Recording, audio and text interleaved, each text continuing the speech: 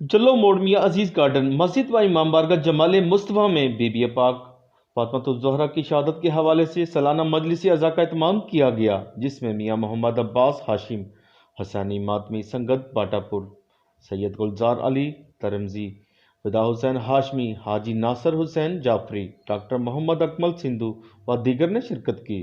مجلس عزا سے سید ناصر، سید علامہ نادر نقوی، قمر عباس مجاہد، وقار الحسنین نقوی، ملک حسن ذاکر، علی رضا جعفری، ذاکر محمد نقی عباس نے خطاب بھی کیا۔